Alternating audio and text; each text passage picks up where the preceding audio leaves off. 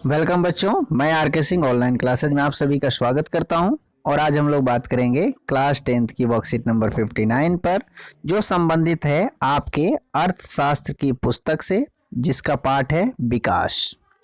और इसकी हम पुनरावृत्ति कर रहे हैं, यानी कि ये इस पाठ से संबंधित वर्कशीट और काम पहले हो चुके हैं।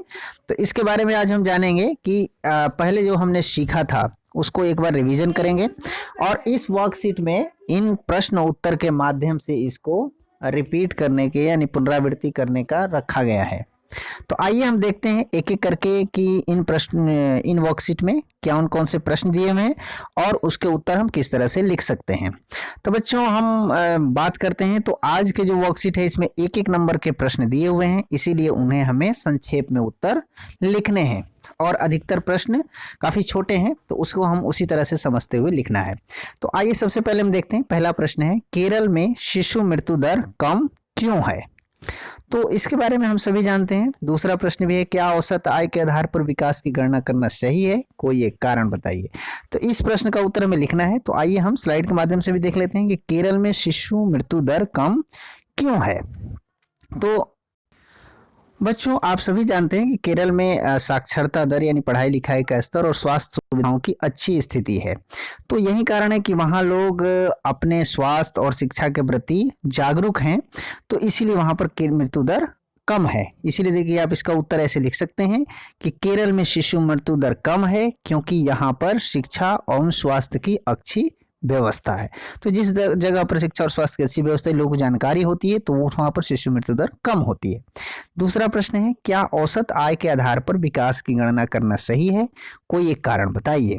तो इसका उत्तर आप लिख सकते हैं, औसत आय के आधार पर विकास की गणना करना सही नहीं है, क्योंकि इससे आय में असमानता का पता नहीं चलता, अमीर और गरीब के बीच अंतर का पता नहीं चलता।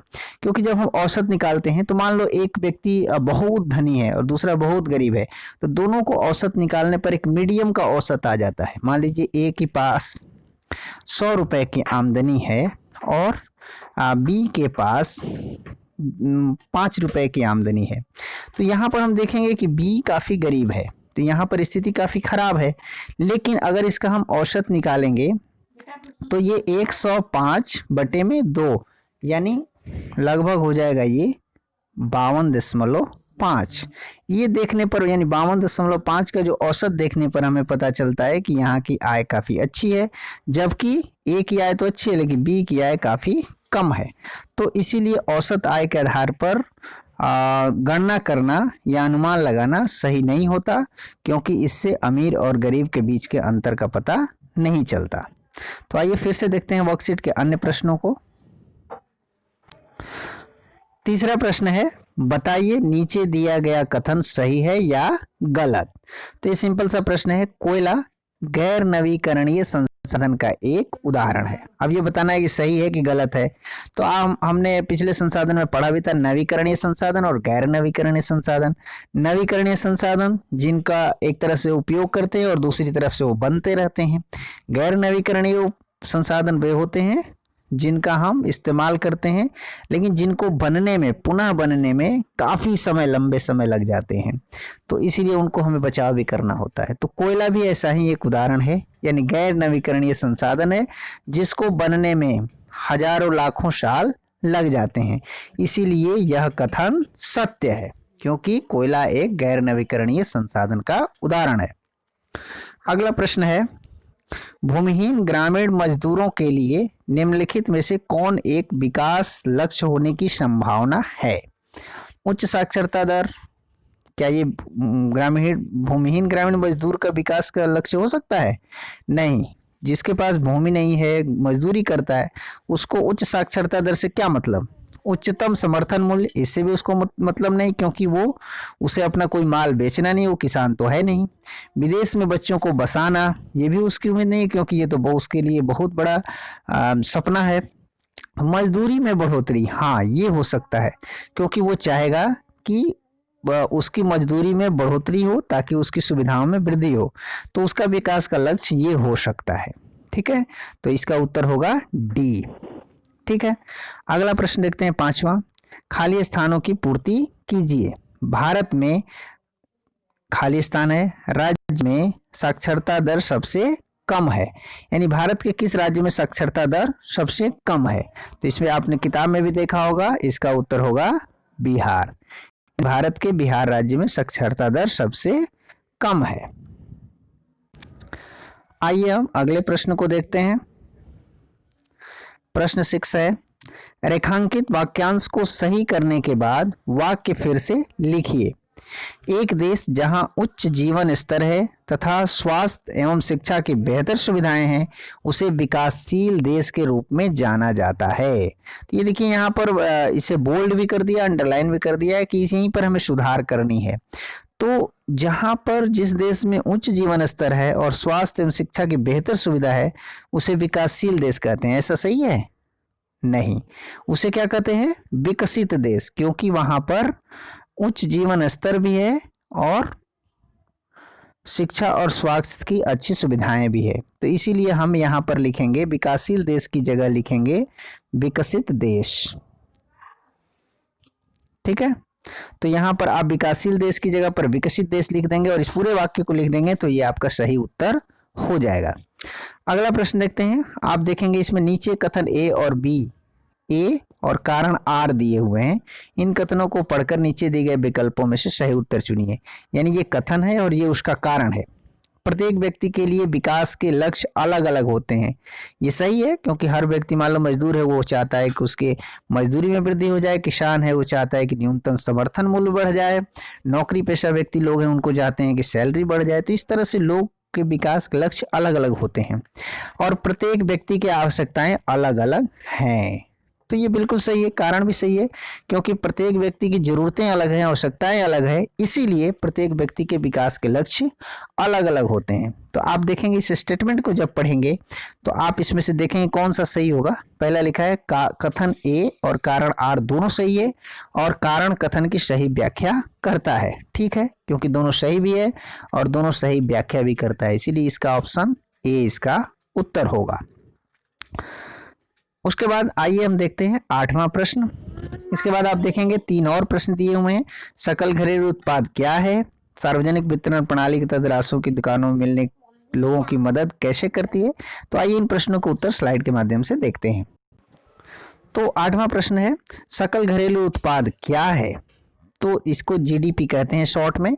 तो किसी देश की सीमा रेखा के अंदर, देश के अंदर उत्पादित वस्तुओं और सेवाओं को सकल घरेलू उत्पाद कहते हैं। यानी मान लो जैसे भारत देश है, तो भारत देश की जमीन के अंदर जितनी फैक्ट्रियां, जितने कृषि कार्य हो रहे हैं, जितने उत्पादन कार्य हो रहे हैं, तो एक साल के अंदर वो सारे जो उत्पादन कार्य होते हैं उनके मूल्य को, वस्तुओं और सेवाओं के उत्पादित मूल्य को जीडीपी कहते हैं, ग्रॉस डोमेस्टिक प्रोडक्ट कहते हैं, क्योंकि इसका फुल फॉर्म होता है ग्रॉस डोमेस्टिक प्रोडक्ट। यानी देश के अंदर उत्पादित कुल वस्तुओं और सेवाओं को जीडीपी कहते हैं। 9वां प्रश्न है, सार्वजनिक वितरण प्रणाली यानी पीडीएस, पब्लिक डिस्ट्रीब्यूशन सिस्टम के तहत राशन की दुकानें लोगों की मदद कैसे करती हैं? तो ये आप सभी जानते हैं, क्योंकि वहां पर सस्ती चीजें मिलती हैं। सार्वजनिक वितरण प्रणाली के तहत राशन की दुकानों पर लोगों को उचित मूल्य पर सामान उपलब्ध कराया जाता है, जिससे गरीबों को मदद मिलती है। तो एक्चुअल में पीडीएस सिस्टम इसीलिए शुरू ही किया गया है ताकि वहां पर कम कीमत में लोगों को चीजें उपलब्ध कराई जाए, ताकि जिन लोगों की क्रय शक्ति कम है, क्षमता कम है, वो भी आवश्यक वस्तुओं को वहां से खरीद सकें, जिससे उनका जीवन स्तर ऊंचा उठे। तो एक्चुअल में ये लोगों को मदद करने के लिए सार्वजनिक वितरण प्रणाली की व्यवस्था की गई है। 10वां प्रश्न है, मानव विकास रिपोर्ट किस संस्था द्वारा प्रकाशित की जाती है? HDR जिसे कहते हैं ह्यूमन डेवलपमेंट रिपोर्ट। तो मानव विकास रिपोर्ट UNDP, ये आप केवल इतना भी लिख देंगे तो सही हो जाएगा, UNDP केवल, इसका फुल फॉर्म है यूनाइटेड नेशंस डेवलपमेंट प्रोग्राम। ठीक है, यूनाइटेड नेशंस डेवलपमेंट प्रोग्राम द्वारा प्रकाशित की जाती है। तो आप UNDP केवल याद कर लें, इसका फुल फॉर्म भी याद कर लें तो और अच्छी बात है। तो उसके द्वारा प्रकाशित की जाती है। इस ह्यूमन डेवलपमेंट रिपोर्ट यानी मानव विकास रिपोर्ट में क्या पता चलता है कि किस देश में मनुष्य से संबंधित, आवश्यकताओं से संबंधित, उनके सेवाओं से जुड़ी बस चीज़ों का कितना डेवलपमेंट हुआ है। वहाँ के लोगों का जीवन स्तर कितना ऊंचा उठा है, इससे संबंधित ये संस्था अध्ययन करती है विश्व के अन्य देशों में और उससे ये पता लगाती है कि किस देश की स्थिति कैसी है। तो बच्चों, उम्मीद है आपको ये वर्कशीट अच्छी तरह से समझ में आ गई होगी। तो आइए देखते हैं कोविड के संदर्भ में उचित व्यवहार संबंधी संदेश। और आज का संदेश है कोविड-19 के विरुद्ध जंग में सुरक्षित रहने के लिए मास्क पहने। बच्चों, हम सभी जानते हैं कि कोविड-19 का संकट अभी टला नहीं है, इसीलिए हमें अपनी तरफ से पूरी सावधानी बरतनी है। तो इसीलिए इसके लिए 3 प्रिकॉशंस रखे गए हैं जो हम लोग बार बार रिमाइंड करा रहे हैं और उसको हम लोग अब व्यवहार में भी ला रहे हैं कि अपने हाथ को नियमित रूप से धोते रहना है, मास्क पहनना है, जब भी बाहर निकलें मास्क जरूर पहने और हमेशा अच्छी तरह से पहने जिससे नाक और मुंह दोनों ढके हुए हों। साथ ही साथ एक दूसरे से मिलते समय ध्यान रखें कि हमारे दो लोगों के बीच सोशल डिस्टेंसिंग यानी 2 गज की दूरी मेंटेन रहे, बना करके रखें। इससे क्या होगा, कोविड-19 के संक्रमण से हम सभी को स्वयं का बचाव कर सकते हैं और इसको समाज में फैलने से भी रोक सकते हैं। तो उम्मीद है ये सारी चीज़ें आप सभी कर रहे हैं और हम सभी को स्वयं भी करना है और अपने परिजनों, संबंधियों, दोस्तों सबको ऐसा करने के लिए प्रेरित करना है। तो उम्मीद है आपको ये वर्कशीट अच्छी तरह से समझ में आ गई होगी। चलिए कॉपी कलम निकालिए और इस वर्कशीट को पूरा करके अपने सर जी को भेज दीजिए ताकि वो चेक कर सकें कि आपने कितना कुछ सीखा है। मिलते हैं अगली वर्कशीट में, तब तक के लिए घर पे रहें, स्वस्थ रहें, खुश रहें। धन्यवाद।